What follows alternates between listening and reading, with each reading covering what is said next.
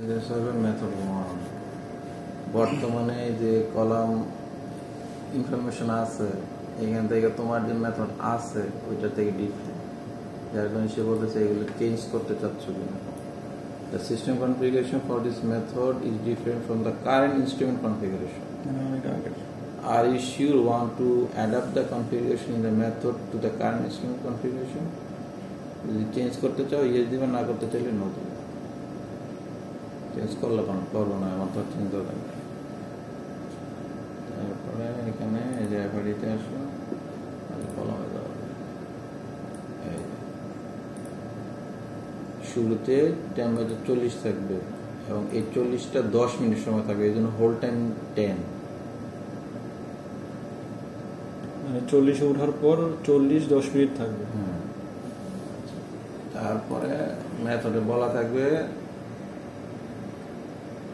30 degree red বলা থাকবে, তারপরে বলা থাকবে 200, মানে র্যাম বলা থাকবে 30 আর রেড বলা থাকবে 200।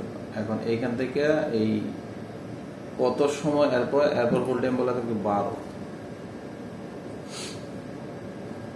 মনে করো 40 থেকে 200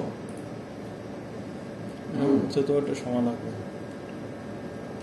40 থেকে 200 বলা আছে, মনে করো 40 বলা আছে কিন্তু রেট বলা নাই। ইনিশিয়াল 40, তারপরে 200, হ্যাঁ, তারপরে ফুল টাইম 12, এটা বলা আছে। এখন 40 থেকে 200 হইতে হইলে কত সময় লাগবে ওটা তোমার এখান থেকে ক্যালকুলেশন করে বাইরে করতে হবে।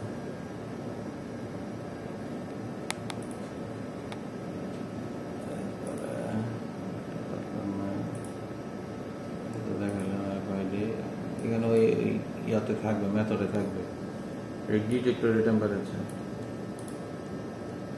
এই ডিটেক্টর কত সময় পর্যন্ত তোমার এই যে অ্যাকুইজিশন হবে, যে ডেটা অ্যাকুইজিশন, এই যে ডিটেক্টর মেকআপ ফ্লো 24 ml। এখানে অনেক সময় এই ফ্লোতে হয় না, তখন এখানে ফ্লো বাড়াইতে হয়।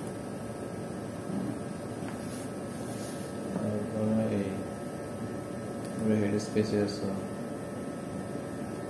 হেড স্পেসে লিনিয়ার ভেলোসিটি থাকবে, স্পিড রেশিও এখানে দেওয়া আছে, অনেক আননোন জিনিসপত্র আছে এখানে। হ্যাঁ, এখানে মেথডে দেওয়া থাকে। এই যে এখানে আছে অনেকগুলো হেড স্পেসের জন্য যেগুলো হোয়াইট হয়। Oven temperature, sample line temperature, transfer line temperature. দেখো ওভেন টেম্পারেচার হচ্ছে স্যাম্পল লাইন টেম্পারেচার বেশি, তার থেকে ট্রান্সফার লাইন টেম্পারেচার আরো বেশি। স্যাম্পল লাইনের টেম্পারেচার যদি মনে করো এখানে আছে 95, এখানে আছে 100, তাইলে হবে না। আবার এখানে যখন এই লাইনের টেম্পারেচার যখন কম থাকবে তখন কি হবে, তোমার এই গ্যাসটা এসে লিকুইড হয়ে যাবে। লিকুইড হয়ে যাবে তো মানে ব্যাপার হবে না আর কি। এই জন্য ওইটা টেম্পারেচারটা বেশি থাকতে হবে। আবার শেকিং লেভেলও আছে, শেকও হয়। হ্যাঁ, শেক হবে। শেক হলেই তো গ্যাসটা বেরোবে। প্রথম থেকে লিকুইড থাকে, লিকুইড দিয়ে পরে এটাকে ভিতরে নিয়ে তারপরে এই যে দেখো 30 মিনিট শেক করো। এতটাই মানে একটা রান নেওয়ার আগে এটাকে 30 মিনিট শেক করো, ভিতরে নিয়ে শেক করে পরে এখান থেকে তোমার ভোলাটাইল হবে, ব্যাপার তৈরি করবে। একটা রান যদি আমার 20 মিনিট টাইম লাগে তাহলে তো আমার বেশি। এটা তোমার রান টাইম কত, 40 মিনিটে কত, 28 মিনিট। মানে এইটা হলো তো 28 মিনিট আসছে তোমার এইখান থেকে ক্যালকুলেশন। এখানে না, এই দেখো 7.33, এটা কিন্তু এখান থেকে আসছে, ক্যালকুলেশন করে 7.33 আসছে। কিন্তু তোমার রান তো অবশ্যই 27 বেশি দিতে হবে না, এই জন্য 28। এই 28 মিনিটের আগেও তোমার এখানে যে 30 মিনিট আগে এটা ইকুইলিব্রেট করবে প্রত্যেকটা রানের আগে। জীবন তো এনেই শেষ। প্রত্যেকটা রানের আগে হবে না, আবার তুমি একটা রান নিচে 28 মিনিট, এই 28 মিনিটের সময় আবার আরেকটা রানের নেওয়ার আগে এটা আবার ভাই নিয়ে সেটা শেক করতে থাকবে। এরা তো একটা রান চলতেছে আর একটা রান নেওয়ার আগে এটা চেক করে এটা আবার প্রিপেয়ার করবে।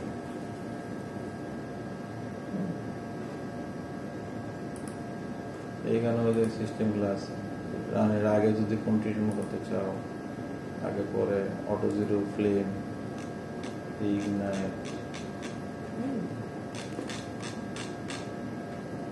এগুলো ডিফল্টই থাকে বেশি। এগুলো না, এগুলো প্রত্যেকটা দেওয়া লাগে। এখানে সবগুলা কিছু আছে, একটা দিলে একটা চেঞ্জ হবে।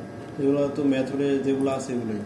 আর এখানে কলামের এই যেটা মেথডে এত কিছু দেওয়া থাকবে না, মেথডে শুধুমাত্র তোমার টোটাল ফ্লো দেওয়া থাকবে, আর কিছু দেওয়া থাকবে না। এগুলো প্রেশার টেশার এগুলো কিছু দেওয়া থাকে না। তাহলে